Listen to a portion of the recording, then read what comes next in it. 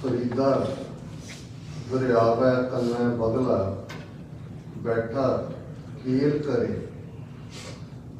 करेंदे हंज नूं अचिंते बाज पे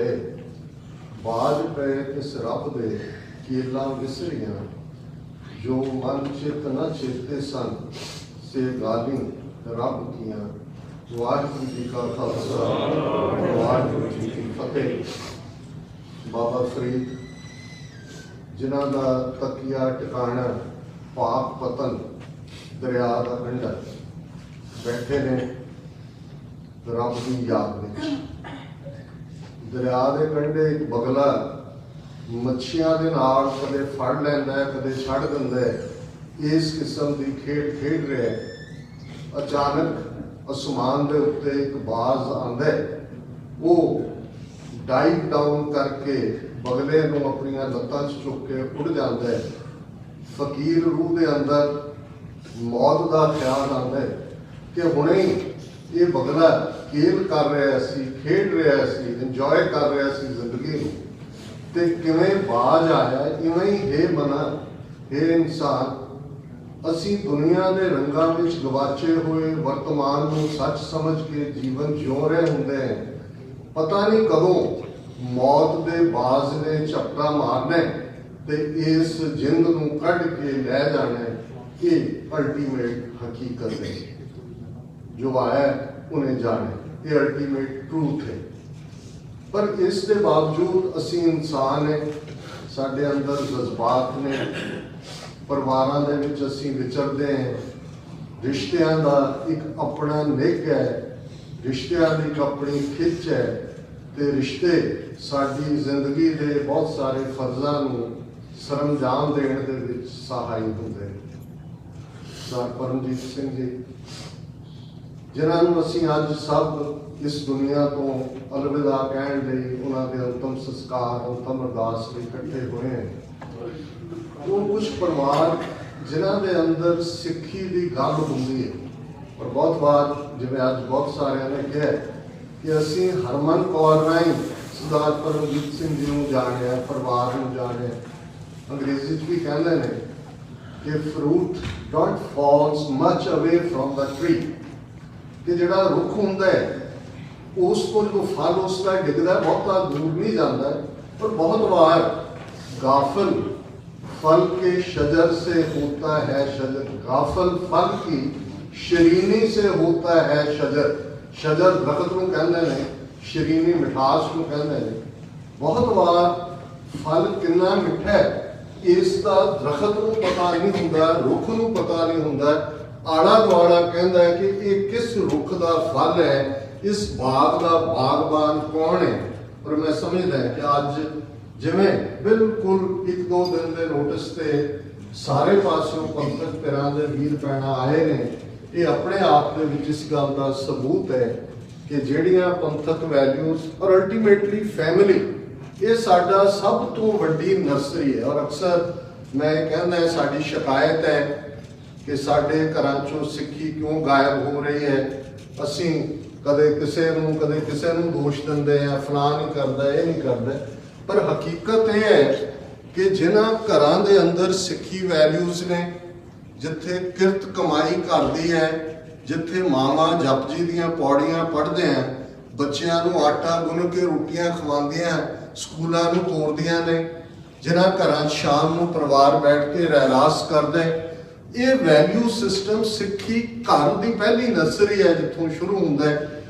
बाकी असीं तां अरदास कर सकते हैं, गुरु चरनां दे विच संबत साहा लिखिया, मिलकर पाओ तेल देहो सजन असीसड़ियां ज्यों होवे साहिब चोमे।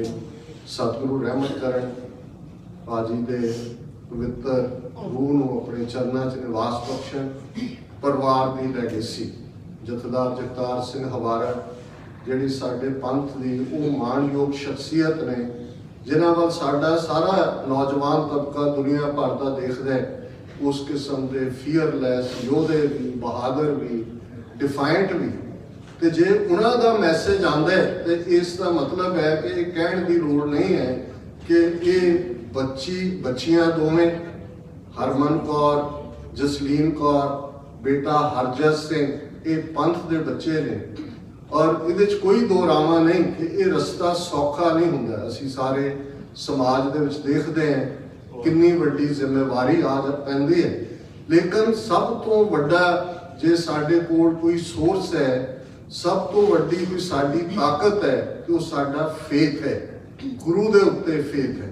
मैं बहुत बार अपने इतिहास के हवाले नाल भी देखते हैं, सरदार जस्सा सिंह आलूवालिया जिन्होंने लगभग 45 साल पंथ नूं लीड किया, दोनों घल्लूघारे उन्होंने वेले हुए। लाहौर की फतेह 1762 दे विच उन्हां दी कमांड थले हुई। 1783 दिल्ली फतेह सरदार जस्सा सिंह आलूवालिया, सरदार बघेल सिंह, सरदार जस्सा सिंह रामगढ़िया की कमांड थले हुई। वो लगभग 5 साल के सन जो उन्होंने पिता जी चढ़ाई करके अपने मामे को आए। अपनी मां दे नाल वो शब्द कीर्तन करते सन और इवें ही फिर वो माता सुंदरी जी तक पहुंचे। उतों नवाब कपूर सिंह जो इन्होंने कीर्तन की चौकी की दरबार साहब, तो नवाब कपूर सिंह जोड़े पंथ के उस वेले मुखी सन, उन्होंने कहा ये बच्चा तो पंथ दे, तो मां ने उवें ही हाथ फड़ा दिता कि आ लो तुहाडे हवाले। और किस किस्म के फिर असी उस लीडर को देखा, अकाली फूला सिंह, उन्होंने पिता वो छोटी उम्र च ने जंग के मैदान शहीद होंगे ने।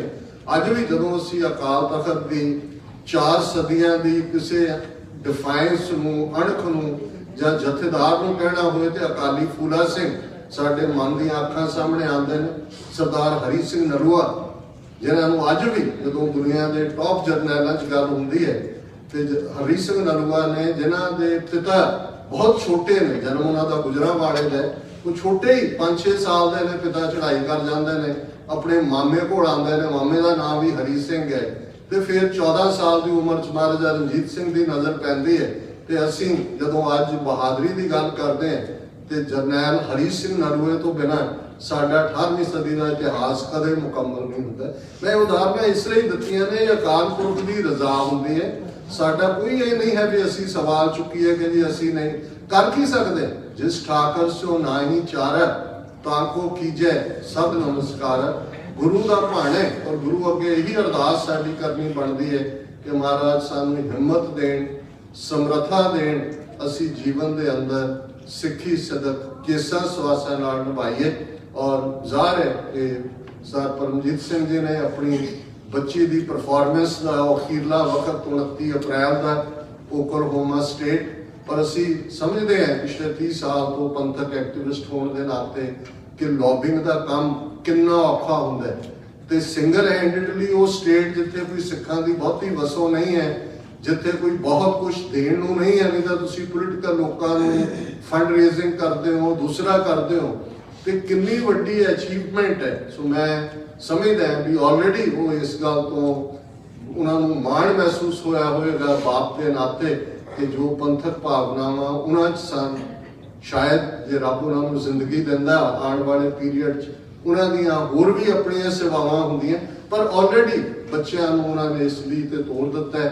सतगुरु रहमत करन, आप सहाय होण, अपने चरणों च निवास बख्शण सर परमजीत सिंह जी की रूह नूं और समुचे परिवार को पाणा मनन दा सतगुरु बल बख्शण। वाहिगुरू जी का खालसा।